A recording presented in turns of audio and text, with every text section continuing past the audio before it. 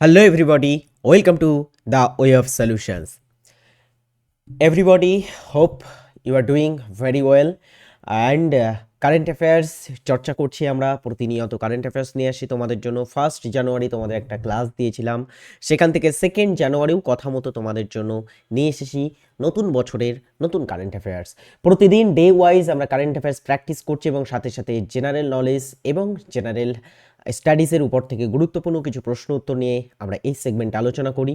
ছোট্ট একটি সেশন, প্রতিদিনের এই সেশনটি দেখতে হলে অবশ্যই চ্যানেলটিকে সাবস্ক্রাইব করে রাখবে। অ্যান্ড এটা কিন্তু খুব ভেরি এফেক্টিভ একটা সেশন হচ্ছে আশা করি তোমাদের জন্য। সো প্রতিদিন সকালবেলাতে সকাল 6টাতে এই সেশনটি দেখতে হলে অবশ্যই দ্য ওয়ে অফ সলিউশন চ্যানেলে যুক্ত হয়ে যাবে এবং Telegram channel the way of solution সেখানে যুক্ত না হলেও যুক্ত হতে পারো।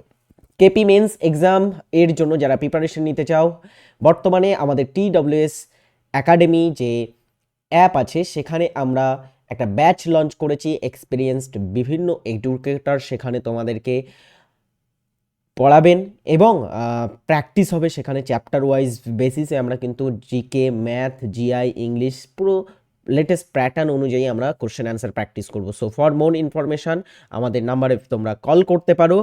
অ্যান্ড আমাদের ডেসক্রিপশানে অ্যাপের লিঙ্ক দেওয়া রইলো, সেখান থেকে ডাউনলোড করে তোমরা ভর্তি হতে পারো। ডাউনলোড করার পরে একদমই সহজ প্রসেসের মাধ্যমে তোমরা যুক্ত হতে পারো। যদি কোনো প্রশ্ন থাকে তো হেল্পলাইন নাম্বারে কল করতে পারো। সোম থেকে শনি আমরা ক্লাস প্রোভাইড করছি the way of solutions channel সহ আমাদের অ্যাপ বিভিন্ন জায়গাতে। চলো প্রথম প্রশ্ন দিয়ে শুরু করি। প্রতি বছর কোন তারিখে গ্লোবাল ফ্যামিলি ডে পালন করা হয় বা বিশ্ব পরিবার দিবস সেলিব্রেট বা পালন করা হয়ে থাকে?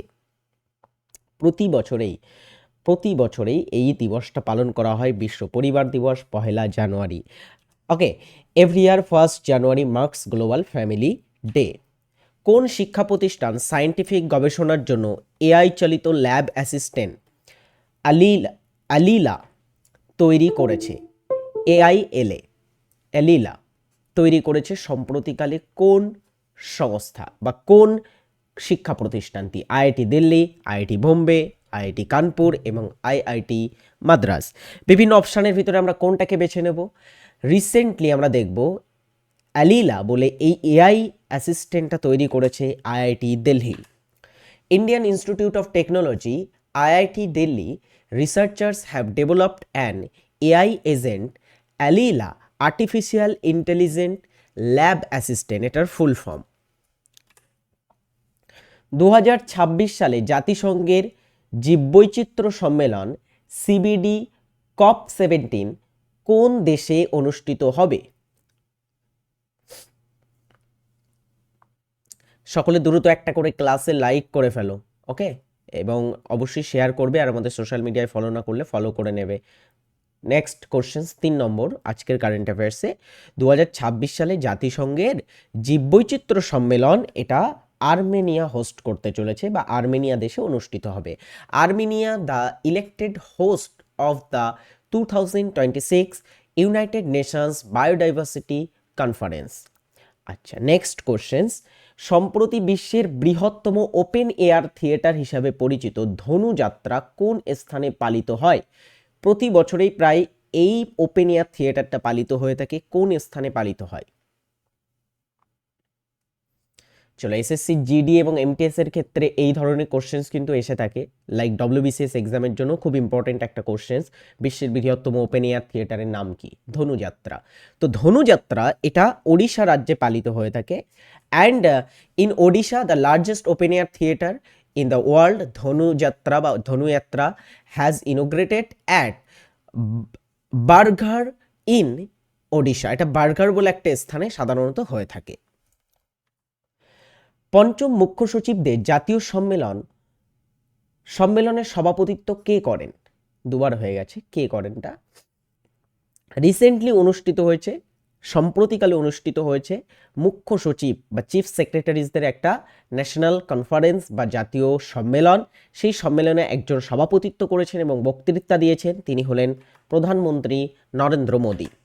Prime minister Narendra Modi address the 5th national conference of chief secretaries in Delhi. সম্প্রতি আরবিআই ব্যাংকিং ব্যবস্থায় 3 লক্ষ কোটি টাকা তারল্য বা লিকুইডিটি যোগানের জন্য কোন দুটি প্রধান পদ্ধতি ব্যবহারের সিদ্ধান্ত নিয়েছে? চলো, অর্থনীতি রিলেটেড একটা কারেন্ট অ্যাফেয়ার্সের question, very important.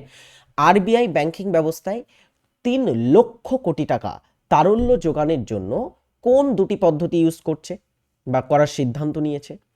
Repo rate এবং রিভার্স রেপো রেট, নাকি কেবল নোট ছাপানো, ওএমও এবং ফরেক্স সোয়াপ, এবং সিআরআর এবং এসএলআর? এখানে আরবিআই যে পদ্ধতিটি অনুসরণ করবে, ওএমও পদ্ধতি এবং ফরেক্স সোয়াপ, কি এই দুটি অবশ্যই বুঝিয়ে দেব।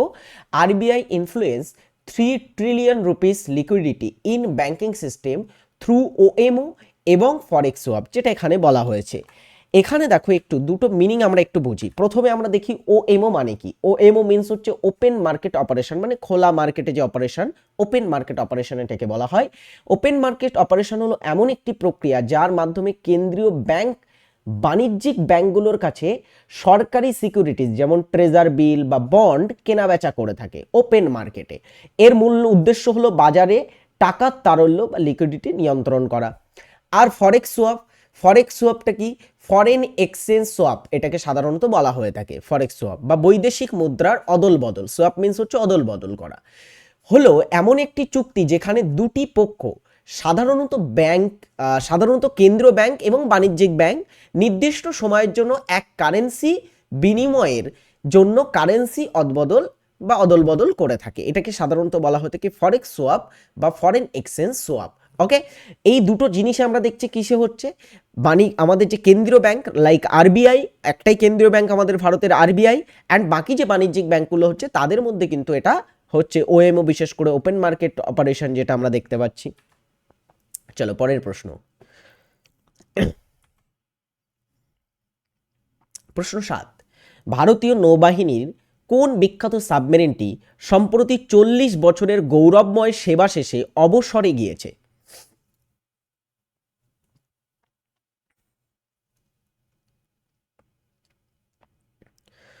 40 বছরের, 4 ডেকেডস, মানে বুঝতে পারছো, একটা লং টার্ম ধরে গৌরবময় অবদানের শেষে রিসেন্টলি অবসরে গিয়েছে আইএনএস সিন্ধু ঘোষ।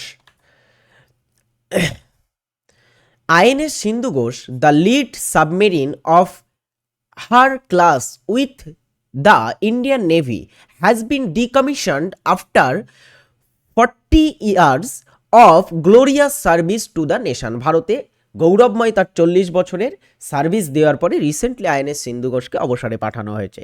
একবিংশ শতকে, এটা যে শতক চলছে আমরা জানি এটা একবিংশ শতক, এই একবিংশ শতকে প্রথম ইংরেজ বোলার হিসেবে মেলবোর্ন ক্রিকেট গ্রাউন্ডে 5টি উইকেট নেওয়ার কৃতিত্ব অর্জন করেছেন কে? আচ্ছা, রিসেন্টলি তোমরা নিশ্চয়ই জানো দ্য অ্যাশেজ সিরিজ শুরু হয়েছে। দ্য অ্যাশেজ, আমরা জানি দ্য অ্যাশেজ কাদের মধ্যে হয়? বিটুইন দ্য অস্ট্রেলিয়া এবং ইংল্যান্ড, এই দুটি চির প্রতিদ্বন্দ্বী প্রতিপক্ষের মধ্যে দ্য অ্যাশেজ অনুষ্ঠিত হয়। এবং আমরা জানি পৃথিবীর মধ্যে প্রথম টেস্ট ম্যাচ সেটাও কিন্তু এই দুটি দেশের মধ্যে খেলা হয়েছিল। এবং খুব বিশ্বের সব থেকে পপুলার আমি বলি ক্রিকেটের টেস্ট টুর্নামেন্ট হচ্ছে দ্য অ্যাশেজ। সেই অ্যাশেজ সিরিজে রিসেন্টলি আমরা দেখব মেলবোর্ন ক্রিকেট গ্রাউন্ড। কোথায় আছে এমসিজি? মেলবোর্ন ক্রিকেট গ্রাউন্ড, এটা অস্ট্রেলিয়াতে আছে মেলবোর্ন ক্রিকেট গ্রাউন্ড বা এমসিজি। সেখানে জশ টাং, তিনি একবিংশ শতকের প্রথম ইংরেজ বোলার হিসাবে এই হিস্ট্রিটা ক্রিয়েট করেছেন। Josh Tongue scripted history after he became the first England bowler this century, মানে একবিংশ শতকে, to claim a 5 wicket haul in men's Test at the Melbourne Cricket Ground. সম্প্রতি নিফটেমকে কোন কেন্দ্রীয় মন্ত্রকের সাথে পিএম বিকাশ প্রকল্প বাস্তবায়নের জন্য একটি মৌ স্বাক্ষর করেছে? একটা কেন্দ্রীয় মন্ত্রকের সাহায্যে বা একটা কেন্দ্রীয় মন্ত্রীর বা মন্ত্রকের মধ্যে নিফটেমকে তারা পিএম বিকাশ প্রকল্প বাস্তবায়নের জন্য, এটা একটা প্রকল্প, পিএম বিকাশ প্রকল্প, বিশেষ করে সংখ্যালঘুদের জন্য এই প্রকল্পটা আছে, এবং এই প্রকল্পের বাস্তবায়নের জন্য মৌ স্বাক্ষরটা করেছে অবশ্যই সংখ্যালঘু বিষয়ক মন্ত্রক। অর্থাৎ বলা হচ্ছে নিফটেমকের ফুল ফর্ম কি? National Institute of Food Technology, Entrepreneurship and Management, যেটাকে নিফটেম বলা হচ্ছে। Sign MoU with Ministry of Minority Affairs and to implement PM Vikas scheme. তো রিসেন্টলি দুটি মাইনরিটি বিষয়ক মন্ত্রক এবং নিফটেমকে, যেটাকে NIFTEMK বলা হচ্ছে, তারা মৌ স্বাক্ষর করেছে। নেক্সট আমরা পরের প্রশ্ন দেখব, ভারতীয় রেল সম্প্রতি ড্যাশ সালের মধ্যে 48টি প্রধান শহরের ট্রেনের অরিজিনেটিং ক্যাপাসিটি দ্বিগুণ করার লক্ষ্য নির্ধারণ করেছে? কোন সালের ভিতরে ভারতীয় রেল রিসেন্টলি কোন সালের ভিতরে ভারতীয় রেল 48টি ভারতের প্রধান শহরে অরিজিনেটিং ক্যাপাসিটি দ্বিগুণ করার লক্ষ্যমাত্রা নির্ধারণ করেছে? সেটা হচ্ছে 2030 সালের মধ্যে। আমরা দেখব Indian railway plans two double train capacity in major cities in next 5 ইয়ার। এটা 2025 শেষ হয়ে গেল, 26, তো 2026 থেকে 30-এর মধ্যে কিন্তু আমরা দেখব এই প্ল্যানটা বাস্তবায়ন করার কথা ঘোষণা করা হয়েছে। আচ্ছা, সেই শহরগুলো কি? 48টি শহরের এখানে নাম দেওয়া আছে, তোমরা এটা পজ করে দেখতেও পারো, ওকে, চাইলে দেখতে পারো। এর ভিতরে কিন্তু আমরা কলকাতা রেলওয়েকেও পাচ্ছি। কলকাতা রেলওয়ের 3টে জোন তোমরা নিশ্চয়ই জানো কলকাতাতে অবস্থিত আছে, Kolkata metro, south eastern railway এবং ইস্টার্ন রেলওয়ে, পূর্ব রেলওয়ে, দক্ষিণ পূর্ব রেলওয়ে এবং কলকাতা মেট্রো, এই 3টেরই হেডকোয়ার্টার আমরা জানি কলকাতাতে অবস্থিত আছে। সো এখানে পুরো 48টি লিস্ট দেওয়া রইল, দেখে নিতে পারো। KP men's exam practice batch তোমরা আরও একবার বলে রাখি, যারা অ্যাডমিশন নিতে চাও অবশ্যই TWS একাডেমির সাথে কিন্তু যোগাযোগ করো। TWS একাডেমিতে তুমি ভর্তি হতে পারো, নিজে থেকেই ভর্তি হতে পারবে, আমাদের সাথে যোগাযোগ করার প্রয়োজন নেই।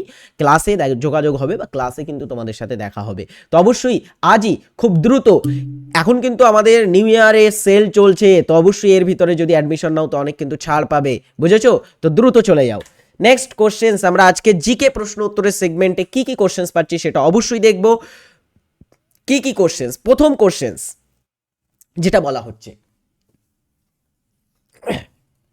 যারা ক্লাসে লাইক করোনি দ্রুত লাইক করবে, হ্যাঁ। থিওসফিক্যাল সোসাইটি কত সালে প্রতিষ্ঠিত হয়েছিল? কোনো ফালতু কথা হবে না, চ্যাটে অনেকে আমি জানি গল্প করে, হ্যাঁ, কোনো গল্প হবে না, জাস্ট পড়াশুনো, জাস্ট পড়াশুনো। ওয়ে অফ সলিউশনস মিন্স হচ্ছে পড়াশুনো, ওকে। চলো, থিওসফিক্যাল সোসাইটি কত সালে প্রতিষ্ঠিত হয়? 1875 সালে প্রতিষ্ঠিত হয়। কোথায় প্রতিষ্ঠিত হয়েছিল? থিওসফিক্যাল সোসাইটি প্রতিষ্ঠিত হয়েছিল আমেরিকার নিউ ইয়র্ক শহরে। নিউ ইয়র্কটা কোথায়? আমেরিকা যুক্তরাষ্ট্রে অবস্থিত। আচ্ছা, আরো একটা জিনিস জেনে রাখবে, এর প্রতিষ্ঠাতা কারা ছিল? এর প্রতিষ্ঠাতা কারা ছিল? আমরা দেখব 2জন প্রতিষ্ঠাতার নাম। ফার্স্ট ওয়ান ইজ, শীতে তো আমার হাতের লেখাটা এমনিতেই খারাপ হচ্ছে, গতদিনেও আমি বলেছিলাম শীতের সময় হাত কাঁপতে কাঁপতে লিখতে হচ্ছে, মানে খুব পিতিকিচ্ছির একটা পরিস্থিতি শীতের মধ্যে। এখন তো তীব্র শীত পড়ছে, তীব্র, শুধু শুধু শীত বললে হবে না, তীব্র শীত, কঠিন শীত, ওকে। আর সকালবেলা তো আরও শীত। চলো, কি কি দেখছি আমরা, কারা প্রতিষ্ঠাতা ছিলেন? একটা হচ্ছে মাদাম ব্লাভাটস্কি, ম্যাডাম ব্লাভাটস্কি, এনাকে আমরা অনেক সময় হেলেনা ব্লাভাটস্কি বলে থাকি। আর এনার একজন সহকারী বা এনার সহধর্মিনী আর কি, তিনি হচ্ছেন হেনরি ওলকট। তো এরা দুজনে প্রতিষ্ঠা করেছিলেন এই থিওসফিক্যাল সোসাইটি। এইবারে দেখো, এটা ভারতে কে প্রতিষ্ঠা করেন? দেখো, এই থিওসফিক্যাল সোসাইটি এটা একটা ধর্মীয় মুভমেন্ট তারা শুরু করেছিল। ভারতে যারা শুরু করেছিল বা যে শুরু করেছিল এই মুভমেন্টটা, তিনি হচ্ছেন, দেয়ার স্টুডেন্টস কে জানো? ভারতে থিওসফিক্যাল সোসাইটিটা নিয়ে এসেছিলেন অ্যানি বেসান্ত। আমরা জানি তার নাম সম্পর্কে, যিনি ডেয়ার স্টুডেন্টস জাতীয় কংগ্রেসের প্রথম মহিলা সভাপতির মধ্যে ছিলেন। হোম রুল মুভমেন্ট তিনি শুরু করেছিলেন, okay. So very important, Annie Besant কিন্তু থিওসফিক্যাল সোসাইটিতেও ভারতে নিয়ে এসেছিলেন। ইন্টারনেটের প্রথম সার্চ ইঞ্জিন কোনটি? সার্চ ইঞ্জিন মানে যেমন গুগলে আমরা সার্চ করে থাকি, গুগল হচ্ছে একটা সার্চ ইঞ্জিন, তাই তো? গুগলের মতো যে সার্চ ইঞ্জিনগুলো আছে, এই সার্চ ইঞ্জিনের মধ্যে প্রথম সার্চ ইঞ্জিন কোনটি ছিল? সেটা obviously which one? Option B, Archie is the first search engine, okay. Next, আত্মসম্মান আন্দোলন কে শুরু করেছিলেন? সেলফ রেসপেক্ট মুভমেন্ট, তাই তো? প্রত্যেকেরই সেলফ রেসপেক্ট আছে, তো কোনো একটা কারণে সেলফ রেসপেক্ট মুভমেন্ট এটা শুরু করেছিলেন ইভি রামাস্বামী নাইকার। ইনি কে ছিলেন? এনাকে অনেক সময় বলা হয়ে থাকে পেরিয়ার। দক্ষিণ ভারতে এই পেরিয়ার শব্দটা খুব বিখ্যাত। পেরিয়ার মানে কি? পেরিয়ার মানে হচ্ছে কোনো বড় কোনো দাদা বা ভাইকে বোঝাতে সাধারণত পেরিয়ার শব্দটার ব্যবহার করা হয়ে থাকে, লাইক এল্ডার ব্রাদার, ওকে। পেরিয়ার মিন্স, সো এনাকে পেরিয়ার বলা হয়ে থাকে। অ্যান্ড ইনি এই আন্দোলনটা 1925 অর্থাৎ 1925 সালে মাদ্রাজ, তৎকালীন সময় যে মাদ্রাজ অঞ্চল ছিল, সেই মাদ্রাজে শুরু করেছিলেন? ওকে, আমরা পরবর্তী প্রশ্নে আসব। নেক্সট কোশ্চেন ইজ পিএসএলভির পূর্ণ ফুল ফর্ম কোনটি? পিএসএলভিটা কি বলো তো দেখি। পিএসএলভি হচ্ছে আমাদের যে ইসরো আছে, ISRO Indian Space Research Organisation, তার একটা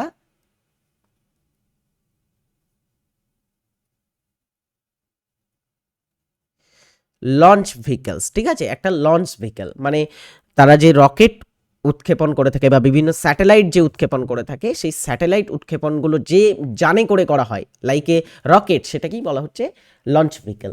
তো PSLV polar satellite launch vehicle, এটা হচ্ছে ইসরোর একটা লঞ্চ ভেহিকলের মধ্যে পড়ে। ইন্ডিয়া উইন্স ফ্রিডম গ্রন্থটি কার আত্মজীবনী? আত্মজীবনী। রিসেন্টলি এনার থেকে কিন্তু আমাদের কলকাতা পুলিশে প্রশ্ন দিয়েছিল, সেটা হচ্ছে মাওলানা আবুল কালাম আজাদ প্রথম শিক্ষামন্ত্রী ছিল স্বাধীন ভারতের, প্রথম শিক্ষামন্ত্রী, এবং জাতীয় কংগ্রেসের একজন বরিষ্ঠ নেতার মধ্যে পড়তেন। জাতীয় কংগ্রেসের টানা 6 বছর তিনি সভাপতিত্ব করেছিলেন। জাতীয় কংগ্রেসের সবথেকে অল্প বয়সে, মানে সবথেকে ইয়াংগেস্ট একজন কিন্তু মেম্বার ছিলেন, ইয়াংগেস্ট একজন আমরা বলবো চেয়ারম্যান যিনি ছিলেন, তিনি হচ্ছেন আবুল কালাম আজাদ। আচ্ছা, জওহরলাল নেহরুর একটু আত্মজীবনীটা সম্পর্কে আমরা জেনে রাখবো অবশ্যই, অ্যান অটোবায়োগ্রাফি, তাই তো?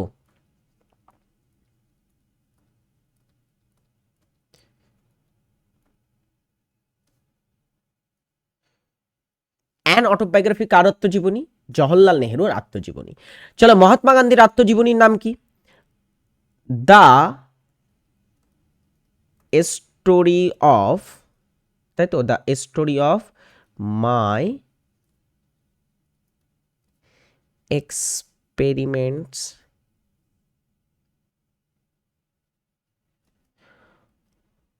উইথ ট্রুথ, তাই তো? আচ্ছা, sorry, with truth.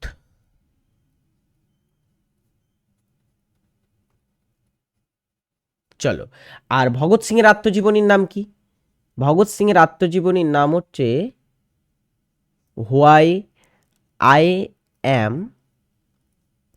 Why I am an atheist. Okay, why I am an atheist কে লিখেছেন? ভগৎ সিং লিখেছেন। আচ্ছা, দাবিহীন আমানত বা আনক্লেম ডিপোজিট খোঁজার জন্য ভারতীয় রিজার্ভ ব্যাংক বা আরবিআই কোন পোর্টালটি চালু করে? এটা আগের বছর চালু হয়েছিল, 2025-এ চালু হয়। হ্যাঁ, 2025-এ চালু হওয়া একটা পোর্টাল, যেটার মাধ্যমে আরবিআই যে আমানতগুলো, যে টাকাগুলো যেগুলো বিভিন্ন ব্যাংকে জমা রাখা আছে কিন্তু সেই টাকাগুলোর কোনো খোঁজ নেই, কারা তার মালিক, হ্যাঁ, এইগুলো খোঁজার জন্য সাধারণত আরবিআই একটা পোর্টাল চালু করে, যেটার নাম হচ্ছে উদ্গম পোর্টাল। উদ্গম মিনস হচ্ছে unclaim deposit gateway to access information, এটাকে উদ্গম পোর্টাল বলা হয়ে থাকে। বিখ্যাত দেশত্ববোধক গান সারে জাহাঁ সে আচ্ছা হিন্দুস্তান হামারা কার সৃষ্টি? এটা অবশ্যই তোমরা পারবে, খুব সহজ একটা, যারা লাইক করোনি দ্রুত আরও একবার বলছি লাইক করো। নেক্সট এটা বলো, বিখ্যাত দেশত্ববোধক গান সারে জাহাঁ সে আচ্ছা হিন্দুস্তান হামারা, এটা যিনি রচনা করেছেন তিনি হচ্ছেন মোহাম্মদ ইকবাল, উর্দু কবি, তিনি রচনা করেছেন। প্রথম পঞ্চবার্ষিকী পরিকল্পনার লক্ষ্যমাত্রা প্রবৃদ্ধি কত ছিল? চলো, ফার্স্ট 5 ইয়ার প্ল্যানিং, প্রথম যে পঞ্চবার্ষিকী পরিকল্পনা, তার একটা লক্ষ্যমাত্রা নির্ধারণ করা হয়েছিল। সেই লক্ষ্যমাত্রা যেটা নির্ধারণ করা হয়েছিল সেটা কত ছিল, কত আশা করা হয়েছিল যে আমাদের এত তোমার হচ্ছে গ্রোথ হবে, কতটা গ্রোথ আশা করা হয়েছিল?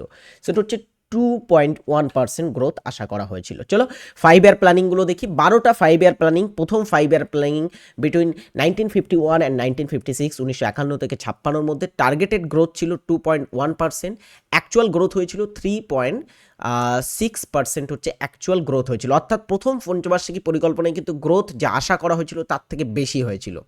ওকে, তার থেকে বেশি হয়েছিল, হ্যাঁ কি না?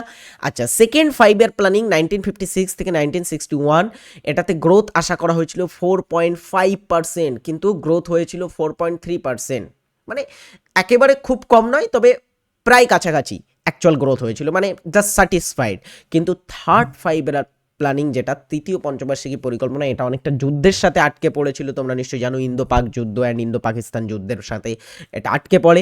অ্যান্ড এই তৃতীয় পঞ্চবার্ষিকী পরিকল্পনায় গ্রোথ আশা করা হয়েছিল 5.6%। এখানে ভারত আত্মনির্ভর হওয়ার চেষ্টা করেছিল, তো অবশ্যই গ্রোথ বেশি টার্গেট করা হয়েছিল 5.6%। কিন্তু এই যে বললাম যুদ্ধ বা ইত্যাদি কারণে এটার গ্রোথ কিন্তু বেশি হয় না, 2.8% গ্রোথ হয়। অ্যান্ড দ্য ওরেস্ট, সবচেয়ে আমরা যদি দেখি কম কিন্তু গ্রোথ হয়েছিল এই 5 ইয়ার প্ল্যানিংটাতেই। ওকে, নেক্সট 5 ইয়ার প্ল্যানিং হচ্ছে 1969 থেকে 1974। এখানে টার্গেটেড গ্রোথ ছিল 5.7% অ্যান্ড অ্যানুয়াল অ্যাকচুয়ালি গ্রোথ হয়েছিল 3.3%। ওকে, নেক্সট 5 ইয়ার প্ল্যানিং আমরা জানি কোনটি ছিল, সেটা হচ্ছে 5th 5 ইয়ার প্ল্যানিং 1974 থেকে 1979-এর মধ্যে এটাকে টার্গেট করা হয়েছিল, কিন্তু এটা এক বছর আগেই বন্ধ হয়ে যায়, আমরা এটা জানি সকলে। হ্যাঁ, এটা 1978 পর্যন্ত চলেছিল। টার্গেটেড গ্রোথ 4.4%, কিন্তু অ্যাকচুয়ালি হয়েছিল 4.8%। 6th 5 ইয়ার প্ল্যানিং 1980 থেকে 1985-র মধ্যে 5.2% টার্গেটেড গ্রোথ ছিল অ্যান্ড অ্যানুয়াল গ্রোথ হয়েছিল 5.7%, মানে বেশি হয়েছিল যতটা টার্গেট করা হয়েছিল তার থেকে। সপ্তম পঞ্চবার্ষিকী পরিকল্পনা 1985 থেকে 1989, 5% টার্গেটেড গ্রোথ ছিল, কিন্তু হয়েছিল 6%, বেশ ভালো। অষ্টম পঞ্চবার্ষিকী পরিকল্পনা 1992 থেকে 1997, টার্গেটেড গ্রোথ 5.6% ছিল, কিন্তু হয়েছিল 6.8%, মানে বেশ ভালো।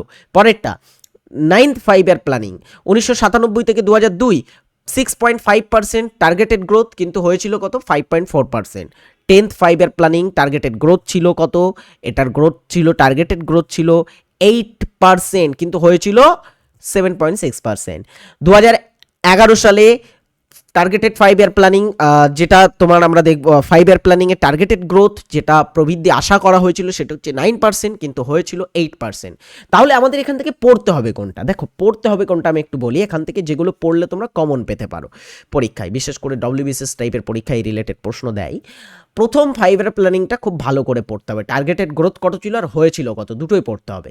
সেকেন্ড 5 ইয়ার প্ল্যানিংটাও খুব দারুণ ইম্পর্টেন্ট কিন্তু পরীক্ষার জন্য। আর কোনটা ইম্পর্টেন্ট, 5th 5 ইয়ার প্ল্যানিং, পঞ্চম পঞ্চবার্ষিকী পরিকল্পনাটাও কিন্তু ইউজুয়ালি খুব কিন্তু ইম্পর্টেন্ট। এটা টার্গেটেড গ্রোথ কত ছিল এটাই কিন্তু সাধারণত জানতে চাই, বুঝেছো এই গ্রোথগুলো। আর একটা 12th পঞ্চবার্ষিকী পরিকল্পনায় টার্গেটেড গ্রোথটা একটু জেনে রেখে দিতে পারো। 12তম পঞ্চবার্ষিকী পরিকল্পনায় 8% টার্গেটেড হয়েছিল, কিন্তু এই পঞ্চবার্ষিকী পরিকল্পনাটা কখনো সম্পূর্ণ হয়নি। সো আমাদের এখান থেকে ফার্স্ট এবং সেকেন্ড 5 ইয়ার প্ল্যানিংয়ের অ্যানুয়াল গ্রোথ এবং কতটা অ্যাকচুয়াল গ্রোথ হয়েছিল দুটোই কিন্তু ইম্পর্টেন্ট। নেক্সট ইজ ভারতীয় নৌসেনা 30তম সেনাপ্রধান হিসাবে কে নিযুক্ত আছেন?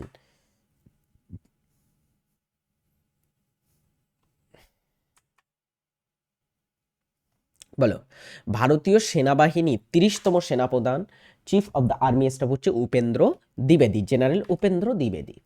সাপ এবং তাদের আচরণ সম্পর্কিত বিজ্ঞানকে এক কথায় কি বলা হয়? এই সাপ কি? আমরা জানি সাপ হচ্ছে সরীসৃপ, তাই তো, সরীসৃপের মধ্যে পড়ে থাকে। এই যে সাপ আমরা দেখব সরীসৃপ, এই সরীসৃপ এবং উভচরদের যে পড়াশুনো সেটাকে আমরা বলে থাকি কি, হারপেটোলজি, হারপেটোলজি বলা হয়ে থাকে। এখন বিষয় হচ্ছে এখানে তো হারপেটোলজি অপশানে নেই। হারপেটোলজির মধ্যেও কিন্তু বেশ কিছু ভাগ আছে, যেমন সাপ বিষয়ক বিদ্যাকে আমরা সাধারণত বলে থাকি অফিলজি। চলো এখানে অপশান এলিমিনেট করো। আমরা জানি এন্টোমোলজি কাকে বলা হয়, কীট পতঙ্গর অধ্যয়নকে এন্টোমোলজি বলা হয়। অর্নিথোলজি হচ্ছে পাখি অধ্যয়নকে বলা হয়ে থাকে। ওকে, এটা হচ্ছে কীট পতঙ্গ অধ্যয়নকে বলা হয়ে থাকে।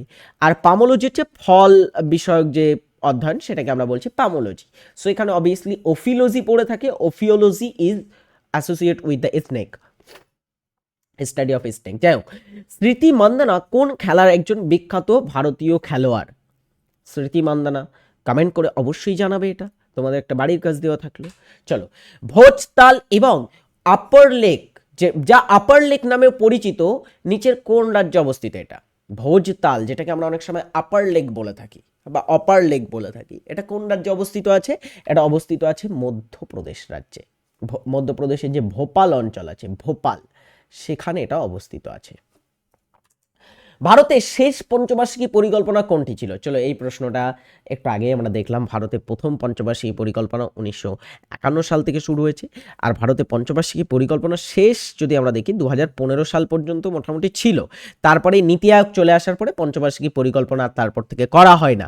হ্যাঁ, সো এখানে 12টা টোটাল পঞ্চবার্ষিকী পরিকল্পনা করা হয়েছিল, কিন্তু এই 12তম পঞ্চবার্ষিকী পরিকল্পনা সম্পূর্ণ হয়নি। এটা 2012 সালে 2012 সালে এই পরিকল্পনাটাকে গ্রহণ করা হয়েছিল, সেখান থেকে 2017 পর্যন্ত এটা চলার কথা ছিল। লাদিশা লোকসঙ্গীত নিচের কোন রাজ্য বা ইউনিয়ন টেরিটরির অন্তর্গত? লাদিশা একটা লোকসঙ্গীত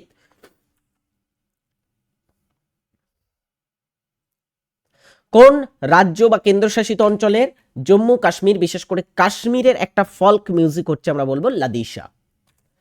বরদলি সত্যাগ্রহ কোন সালে সংগঠিত হয়?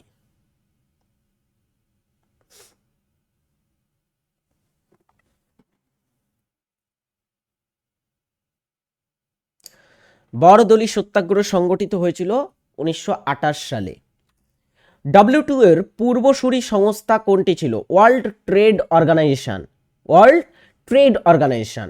সো এই ওয়ার্ল্ড ট্রেড অর্গানাইজেশন বা বিশ্ব বাণিজ্য সংস্থা, এটা পূর্বে একটা চুক্তিপত্র হিসাবে পরিচিত ছিল, যেটাকে বলা হতো General Agreements on Tariff and Trades. So সেটাকে আমরা সংক্ষেপে বলবো গ্যাট। এটা গ্যাটটা 1947 সালে স্বাক্ষর হয়েছিল। 1947-এ স্বাক্ষর হয় এবং পরবর্তীতে এটাকে একটা সংস্থার রূপ দেওয়া হয়। কবে? 1995 সালে এটাকে একটা সংস্থার রূপ দেওয়া হয় এবং WTO একটা সংস্থা, একটা অর্গানাইজেশন হয় 1995 সালে। অ্যান্ড আমরা এখান থেকে একটু জেনে রাখবো এটা সদর দপ্তর কোথায় অবস্থিত আছে। তোমরাই কমেন্ট করে জানাও সদর দপ্তর কোথায়। সদর দপ্তর কোথায় আছে? এর সদর দপ্তর অবস্থিত আমরা বলবো জেনেভা, সুইজারল্যান্ডের। হ্যাঁ, জেনেভা, সুইজারল্যান্ড। চলো পরেরটা, নিচের কোন জোটটি সঠিকভাবে মিলছে না? খুব ভালো একটা প্রশ্ন এটাও, দেখো।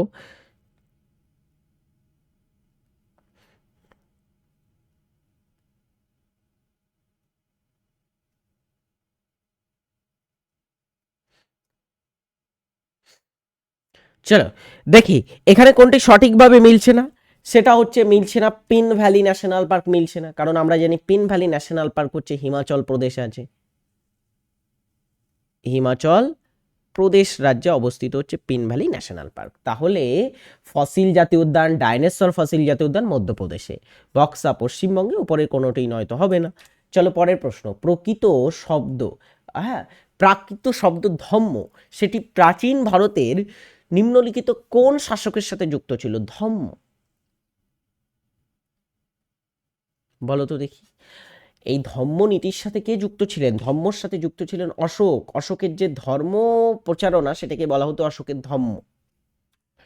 এলপিজি এর সংমিশ্রণে থাকে দুটি তরল থাকে।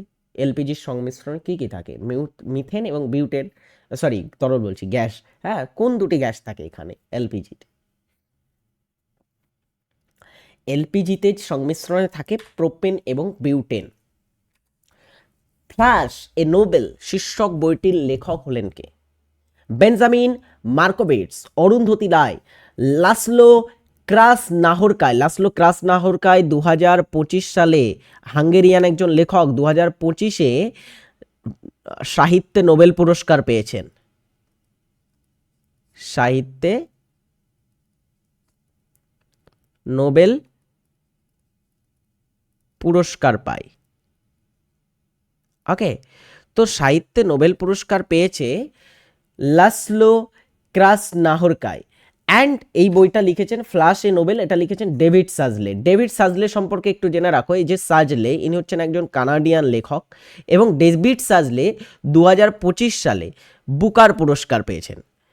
স্যার তাহলে বানু মুস্তাক কি পেয়েছিল? বানু মুস্তাক পেয়েছিল আন্তর্জাতিক বুকার পুরস্কার, ওটা আলাদা, হার্টল্যান্ড এই সিলেক্টেড স্টোরিজের জন্য।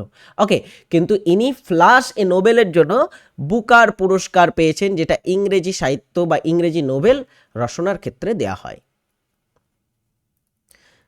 চলো গুড, নেক্সট কোশ্চেন। ফারেনহাইট স্কেলের ঊর্ধ্ব স্থিরাঙ্ক হলো 32 degree Fahrenheit, 100 degree Fahrenheit, 212 degree Fahrenheit, এটাই রাইট অ্যান্সার হবে, 212 ডিগ্রি ফারেনহাইট। ইজি একটা কোশ্চেন ছিল। চলো, আজ আমাদের ক্লাস এখানেই শেষ হচ্ছে। ক্লাসটি কেমন লাগলো অবশ্যই কমেন্ট করে জানাবে। আই হোপ খুব ভালো লেগেছে ক্লাসটি। অ্যান্ড নতুন বছরে আমরা কারেন্ট অ্যাফেয়ার্স প্র্যাকটিস করছি, তো নতুন বছরে তোমাদের তো আমার কিছু গিফট টিফট দেওয়া উচিত না? তো অবশ্যই সকলে কি করবে, আমাদের এই সেশনটিতে লাইক করবে এবং কমেন্ট করবে। ভালো থাকবে সকলে। নেক্সট ক্লাসে নেক্সট কারেন্ট অ্যাফেয়ার্সের সেশন নিয়ে আলোচনা হবে। প্রতিদিন যখন কারেন্ট অ্যাফেয়ার্স দিচ্ছে, আমার কষ্ট হলেও ওই ঠান্ডার মধ্যে হলেও আমি কিন্তু কারেন্ট অ্যাফেয়ার্স তোমাদের জন্য প্রোভাইড করছি।